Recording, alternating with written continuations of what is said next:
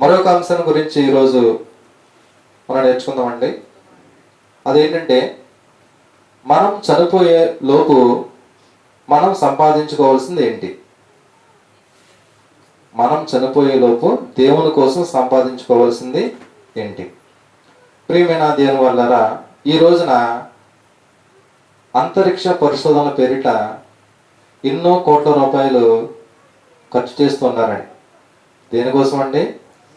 అంతరిక్ష పరిశోధనలని అనేక వేల కోట్ల రూపాయలు ఖర్చు చేస్తున్నారు. మనిషి కూడా ఏంటంటే అసలు మనకి మరణమే లేదు అన్నట్టుగా చాలామంది బ్రతుకుతూ ఉన్నారండి. మరణాన్ని గురించి ఎవరు కూడా ఆలోచించడం లేదండి. నాకు మరణమే లేదు అన్నట్టుగా ఈ రోజున సమాజంలో వ్యక్తులు చాలామంది బ్రతుకుతూ ఉన్నారండి.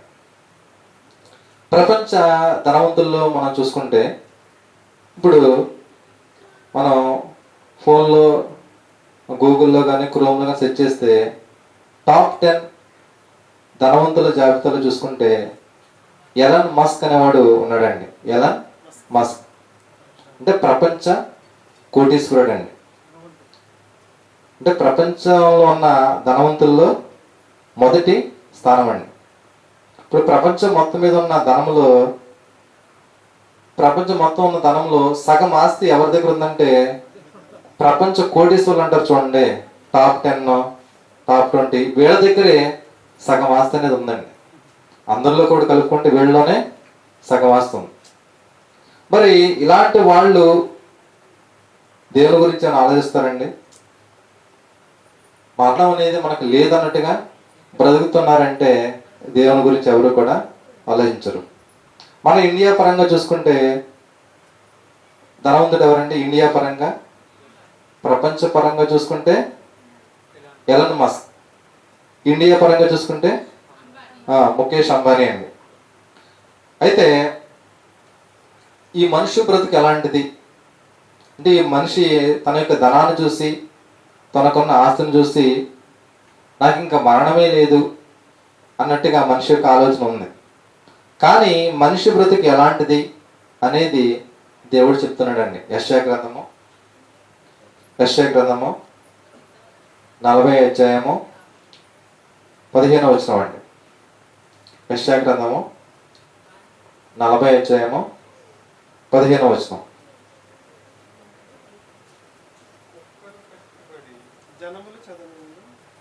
యెషయా గ్రంథం 40వ అధ్యాయం 15వ వచనం.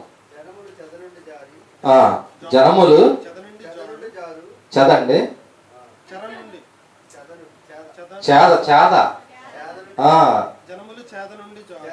జనములు అంటే మనుషులు చేద నుండి జారు చాలండి బిందువులు వంటివి. జనములు ఎలాంటి వాళ్ళు అంటే, జనములు అంటే మనుషులు, చేద నుండి జారు బిందువులు వంటివారండి. చేద అంటే తెలుసు కదండి. ఇప్పుడు బావిలో నుండి నీరు తోడుకోవడానికి మనం ఒక బకెట్కి తాడు కట్టి లాగుతాం కదా, దాన్ని చేదని కూడా అంటాం. ఈ జనములు అనేవాళ్ళు ఎలాంటి వారని దేవుడు చెప్తున్నాడంటే, చేద నుండి జారు నీటి బిందువుల వంటి వారు. ఇప్పుడు చేద నుండి మనం నీటిని తోడుకొని అవన్నీ కూడా బకెట్లోకి వచ్చిన నీరు మనం ఎందులోకి అయితే మనం తోడుకొని అనుకుంటున్నాం అందులోకి పోస్తామండి. అలా పోసిన తర్వాత ఆ యొక్క చేదకి అన్ని వాటర్ మొత్తం పడిపోయిన తర్వాత ఒక 2-3 బిందువులు దానికి ఉండిపోతాయండి. 2-3 నీటి బిందువులు ఉండిపోతాయి. ఆ బిందువులు అనుకుంటాయంట, నేను మిగిలిన వాటర్ కంటే నేను చాలా గ్రేటు, మొత్తం వాటర్ మొత్తం కూడా పడిపోయింది, నేను మాత్రం పడలా.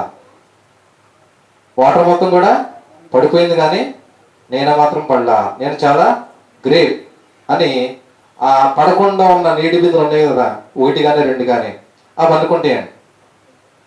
అంటే జనములు కూడా, మనుషులు కూడా ఈ రోజున ఎలా అనుకుంటున్నారు? నేను చాలా మంది చనిపోతున్నారు కదా, నేను మాత్రం బ్రతుకున్నాను, నేను చాలా గ్రేట్ అని అనుకుంటారు.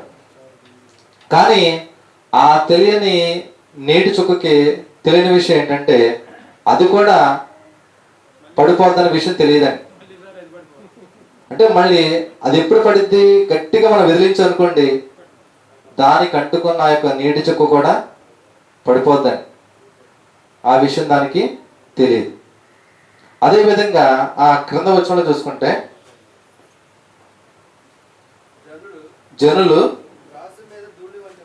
చాలండి, జనులు త్రాసు మీద ధూళి వంటి వారు. త్రాసు అంటే తెలుసు కదండి, కాట. ఇప్పుడు ఏదన్నా కిరాణా కొట్లో, ప్రతి కిరాణా కొట్లో కాట అనేది ఉంటుందండి. అది కరెంటుది కానీ మామూలుగా రాయిలు వేసేది కానీ మొత్తం మీద కాట అనేది లేకుండా ఏ కిరాణా కొట్టు కూడా ఉండదండి. మరి దాని మీద దుమ్ము అనేది ఉంటుందండి.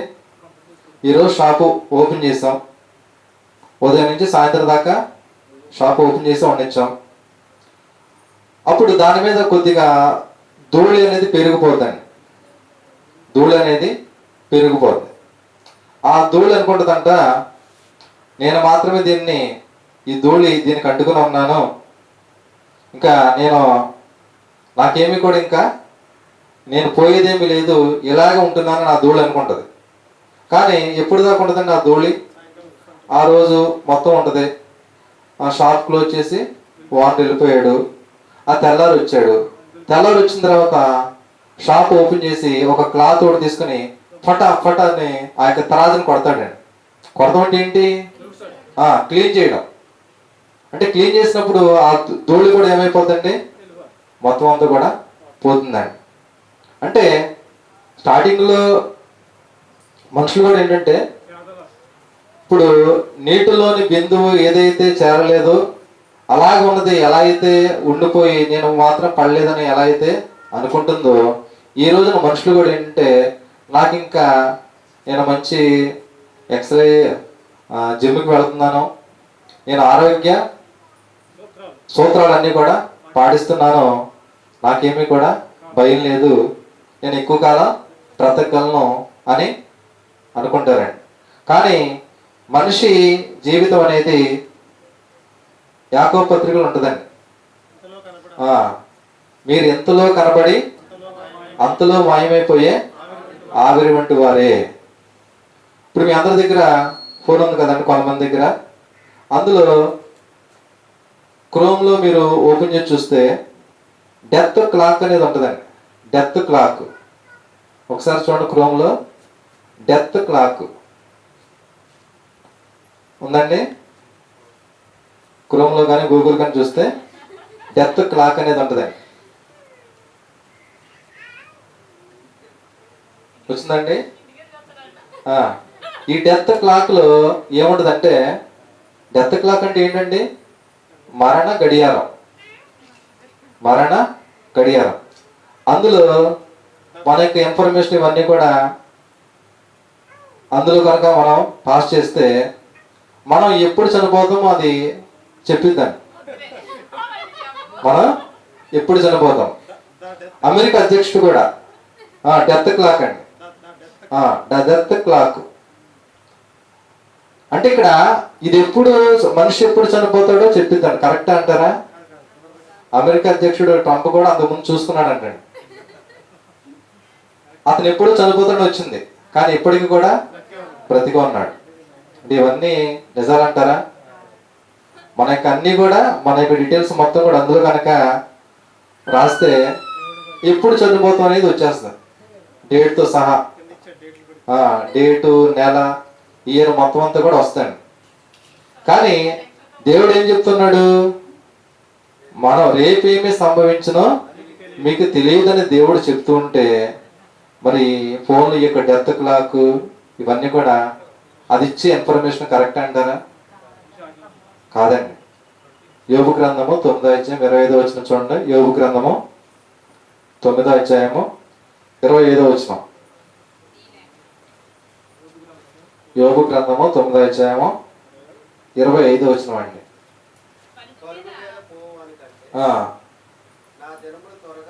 నా దినములు త్వరగా, ఇక్కడ యోబు గారు అంటున్నారండి, నా దినములు త్వరగా గతించుచున్నవి. యోబు గారు ఏమంటారండి? నా దినములు త్వరగా గతించుచున్నవి. దినములన్నీ కూడా అయిపోతే అంటే మన యొక్క ఆయుష్కాలం దగ్గర పడుతున్నట్టే కదండి. దాన్ని ఎవరు కూడా ఆపలేరు. కాబట్టి ఇస్సాకు గారు కూడా ఏమంటారంటే, నా మరణ దినము ఎప్పుడో నాకు తెలియదని ఇస్సాకు గారు కూడా చెప్తారండి ఆదికాండంలో. నా మరణ దినం ఎప్పుడో నాకు తెలియదు. కాబట్టి రేపు ఏమి సంభవించడం మనకు తెలియదు. కాబట్టి మనం ఎలా ఉండాలండి? చాలా జాగ్రత్తగా దేవుని యందు భయభక్తులు కలిగి మనము ఉండాలండి. ఇప్పుడు చిన్నపిల్లలు స్కూల్ ఏదన్నా లేజర్ పీరియడ్ కానీ ఇంటి దగ్గర ఖాళీ ఉన్నప్పుడు కాగితపు పడవలు చేస్తూ ఉంటారండి.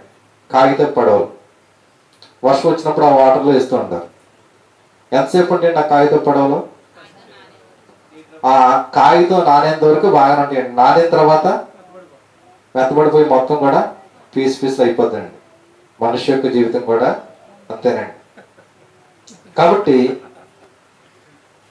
ఇప్పుడు మీ అందరికీ మైకేల్ జాక్సన్ తెలుసు కదండి.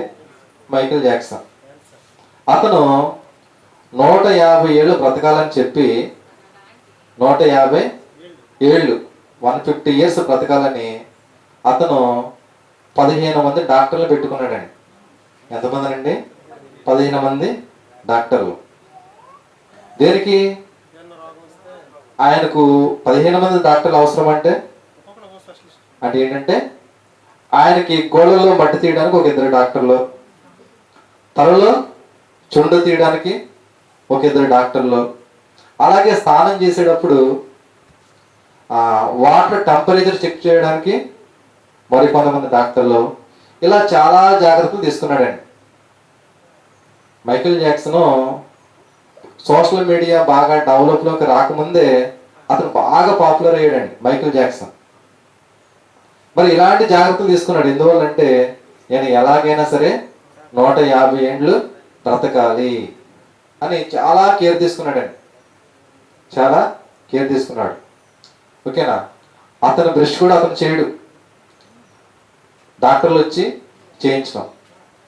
ఇలాంటి ఎన్నో అతని యొక్క తీసుకునే ఫుడ్ గురించి, ఎలాంటి ఫుడ్ తీసుకోవాలి అన్నీ కూడా, ప్రతి దానికి సంబంధించి కూడా అన్నీ కూడా చాలా జాగ్రత్త కేర్ తీసుకోవడం జరిగిందని. అలాంటి మైకేల్ జాక్సన్ పట్టుమని 52 ఏళ్ళకి చనిపోయాడండి. ఎన్నేళ్ళు బ్రతకాలనుకున్నాడు? 150 ఏళ్ళు బ్రతకాలనుకున్న 150 ఏళ్ళు బ్రతకాలనుకున్న మైకేల్ జాక్సన్ పట్టుమని 100, 70, 80 ఏళ్ళు కూడా బ్రతకలేదండి. 52 ఏళ్ళకే చనిపోయాడు. అతను తీసుకున్న జాగ్రత్త ఏమైంది? అతను పెట్టుకున్న డాక్టర్లు ఏమయ్యారు? అతని ఆయుష్ని ఏమైనా పెంచగలిగారా?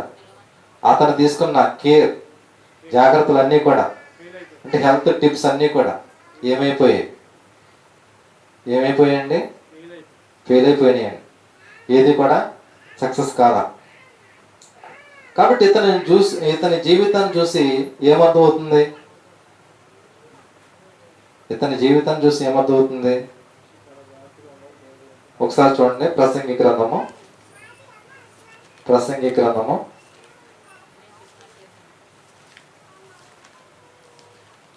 2వ అధ్యాయము 25వ వచనం. ప్రసంగి గ్రంథము 2వ అధ్యాయము. ఆయన సెలవు లేక భోజనం చేసి, ఆయన సెలవు లేక భోజనం చేసి సంతోషించుట ఎవరికి సాధ్యము? అంటే మనం భోజనం చేసి సంతోషించాలంటే దేవుని దయ ఉండాలండి. దేవుని దయ లేకుండా, ఆయన సెలవు లేకుండా భోజనం చేసి సంతోషించుట ఎవరికి సాధ్యమో?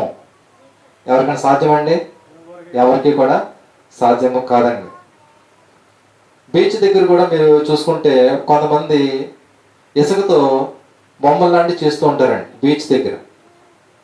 వాళ్ళకి ఇష్టమైన క్రికెట్ ప్లేయర్ కానీ, విరాట్ కోహ్లీ కానీ, సచిన్ టెండూల్కర్ కానీ, లేదా సినిమా యాక్టర్లు కానీ కొన్ని బీచ్ల దగ్గర ఇసుకతో బొమ్మలు లాంటివి కడుతూ ఉంటారండి చాలామంది.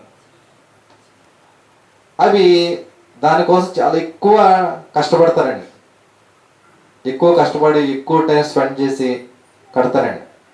ఈ కట్టినవన్నీ కూడా ఎంతసేపు ఉంటాయండి?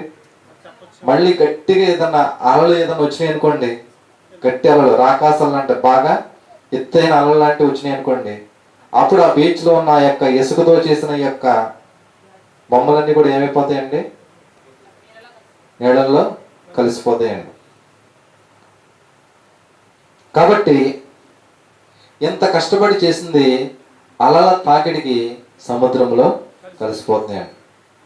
కాబట్టి మన యొక్క జీవితంలో మన యొక్క కష్టపడేదంతా దేన్ని సంపాదించుకోవడానికి కష్టపడాలి? మన యొక్క కష్టమంతా కూడా దేవుని కోసం, అంటే నిత్య జీవాన్ని, అంటే దేవుడున్న లోకానికి చేరుకోవడం కోసం మన యొక్క కష్టం అనేది ఉండాలండి. అపోస్తుల కార్యాలు చూసుకుంటే, అపోస్తుల కార్యాలు 10వ అధ్యాయము 4వ వచనంలో చూసుకుంటే, ఇక్కడ స్టార్టింగ్లో కొర్నేలి అని ఒక శతాధిపతి ఉంటాడండి. కొర్నేలి అతని చాలా భక్తిపరుడు, దేవుని యందు మంచి విశ్వాసం కలిగిన వాడు, మంచి నమ్మకస్తుడు. ఇలాంటి కొర్నేలి దగ్గరికి ఒక దూత వచ్చి ఏమంటదంటే, కొర్నేలి నీ ప్రార్థన కూడా ఉంటుందండి. నీ ప్రార్థన ధర్మ కార్యాలు దేవుని సన్నిధికి జ్ఞాపకార్థంగా చేరినవి.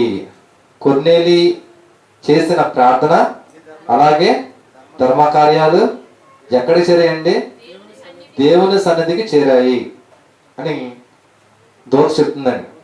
అంటే కొర్నేలి అప్పటికి బ్రతికి ఉన్నాడండి. కొర్నేలి ఏమి కూడా చనిపోలా. అంటే కొర్నేలి బ్రతుకున్నప్పుడే అతను చేసిన ప్రార్థన కానీ, అతను చేసిన ధర్మ కార్యాలు కానీ అన్నీ కూడా ఎక్కడ చేరాయండి? దేవుని సన్నిధికి చేరాయి. అంటే మనకంటే మనం చనిపోకముందే దేవుని సన్నిధికి మనం చేసే ప్రార్థన చేరతాయి, మనం చేసే ధర్మకార్యాలు అన్నీ కూడా చేరతాయండి. అంటే ఇక్కడ కొర్నేలి మంచివాడు కాబట్టి అతను చేసిన ప్రార్థన ధర్మకార్యాలు దేవుని సన్నిధికి చేరాయండి. మరి దేవుని సన్నిధికి ఈ ప్రార్థనలు ధర్మకార్యాలు ఇవేనండి చేరేవి. మనం ఏదైనా తప్పిదములు చేస్తే అవి కూడా దేవుని సన్నిధికి చేరతాయండి. అవి కూడా దేవుని సన్నిధికి చేరతాయి. దానివల్ల మనకు శిక్ష కూడా కలిగిద్దండి.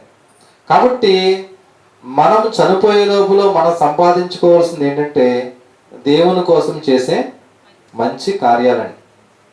మనం చనిపోయే లోపల ఏం సంపాదించుకోవాలంటే దేవుని కోసం చేసే మంచి కార్యాలు మనం సంపాదించుకుంటే మనం చనిపోయిన తర్వాత కూడా మనకి మంచి భవిష్యత్తు అనేది, అంటే దేవుడన్న లోకాన్ని మనం కూడా వెళ్ళే వారికి ఉంటామండి. అలా కాకుండా మనం చనిపోయే లోపల దేవుని సన్నిధికి ఈ ధర్మ కార్యాలు కాకుండా అన్యాయపు క్రియలు అలాంటి కార్యాలు వెళ్ళి అనుకోండి, అవి కూడా దేవుని సన్నిధికి చేరతాయి. దానివల్ల మనకి కీడే తప్ప నిత్య నరకం అనేది వస్తుందండి అలాంటి వాటి వల్ల. కాబట్టి కొర్నేలి లాగా మనం ప్రార్థనలు కానీ మన యొక్క ధర్మ కార్యాలు కానీ దేవుని సన్నిధికి చేరేలాగా ఉండాలండి. మనం ముందు దేవుని సన్నిధికి వెళ్ళవండి. మనకంటే ముందు ఏం వెళ్ళిద్ది? మన జీవితంలో చేసే కార్యాలు, అది మంచివైనా చెడ్డవైనా, అవే ముందు దేవుని యొద్దకు, దేవుని యొక్క సన్నిధికి చేరతాయండి. కాబట్టి ఇప్పుడు బైబిల్లో చూసుకుంటే హిజ్కియా గారు ఉన్నారు కదండి. హిజ్కియా రాజుల గ్రంథంలో వస్తాడు. హిజ్కియా గారి దగ్గరికి యెషయా ప్రవక్త వచ్చి, అయ్యా మరి నువ్వు మరణమవుతున్నావు, ఇక నీ ఇల్లు చక్కబెట్టుకో అని చెప్పినప్పుడు హిజ్కియా బాధపడతాడండి. బాధపడి ఆ గోడ తట్టు ముఖం తిప్పి దేవునికి ఏం చేస్తాడండి? ప్రార్థన చేస్తాడు. ఆ ప్రార్థన దేవుని సన్నిధికి చేరిందా? చేరింది కాబట్టి హిజ్కియా ప్రార్థన విని దేవుడు అతనికి మరలా ఒక 15 ఏళ్ళు ఆయుష్ను పెంచడం కూడా జరిగిందండి. 15 ఏళ్ళు ఆయుష్ పెంచాడంటే చాలా గొప్ప విషయం కాదండి. అంటే అతను చేసిన కార్యాన్ని బట్టి, అతను చేసిన మంచి పనులను బట్టి దేవుడు అతనికి ఆయుష్ ఇవ్వడం కూడా జరిగిందండి. అతను చేసిన మంచి, అతను చేసిన కార్యాలు, వీటిని బట్టి దేవుడు అతని యొక్క ఆయుష్ను కూడా పెంచడం అనేది జరిగిందండి. కాబట్టి మనం కూడా దేవుని సన్నిధికి ఒక కొర్నేలి యొక్క ధర్మ కార్యాలు, అతని యొక్క ప్రార్థనలు ఎలా అయితే దేవుని సన్నిధికి చేరాయో అదే విధంగా మనం కూడా మన యొక్క చనిపోయే లోపల దేవుని సన్నిధికి మన యొక్క మంచి కార్యాలు, మనం చేసే ప్రార్థనలు చేరాలంటే మనం కూడా ఎలా ఉండాలండి? దేవుని యందు భయభక్తులు కలిగి మంచి కార్యాలు చేస్తూ, ఓకేనా, యథార్థంగా జీవిస్తూ ప్రార్థన చేస్తూ ఉంటే అలాంటి మంచి కార్యాలన్నీ దేవుని యొక్క సన్నిధికి చేరతాయి. దానివల్ల మనం కూడా నిత్య జీవాన్ని సంపాదించుకుంటామండి. కాబట్టి ఆ విధంగా మనము మన యొక్క జీవిత కాలంలో మన యొక్క మరణ దినానికంటే ముందుగా మనం ఏమి సంపాదించుకోవాలండి? ఏం సంపాదించుకోవాలి? మంచి, అంటే దేవుని కోసం ఒక మంచి కార్యాలు చేసి మంచినే మనం సంపాదించుకునే వారిగా మనం ఉండాలండి. అలా మనం గనక ఉంటే దేవుడు నా నిత్య రాజ్యానికి, పరలోకానికి మనం కూడా చేరేవారిగా ఉంటామని తెలుపుతూ ఈ యొక్క మాటలు ముగిస్తున్నానండి. ప్రార్థన చేసుకుందాం.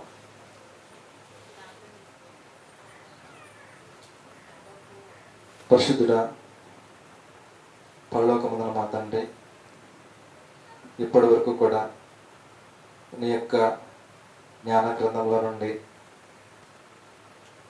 దురాత్మలు వెతుకుతున్న కొత్త ఇల్లు ఏది అనే అంశం గురించి, అలాగే రెండవ అంశంగా మా యొక్క మరణ దినంలోపు మేము ఏమి సంపాదించుకోవాలి అనే అంశాన్ని గురించి కొద్దిసేపు నీ యొక్క పిల్లలకి వివరించి చెప్పాను తండ్రి. విన్న వాక్యాన్ని అర్థం చేసుకొని వాక్య ప్రకారం దాన్ని జీవించి వాక్య ప్రకారంగా మా జీవితాన్ని సరి చేసుకుని నీవున్న నిత్య రాజ్యానికి చేరుకునే వారికి ఉండటానికి సహాయం దయచేయమని, అలాగే తండ్రి మా యొక్క మరణ దినములోపు మేము చేసిన మంచి కార్యాలు నీ సన్నిధికి చేరే విధంగా, ఆ విధంగా మేము కూడా మంచి కార్యాలు చేసే వారికి ఉండటానికి సహాయం దయచేయమని, మహిమ ఘనత ప్రభువుల మీరే పొందడం కోరుతూ యేసు నామమున అడిగి వేడుకుంటున్నాం తండ్రి. ఆమేన్.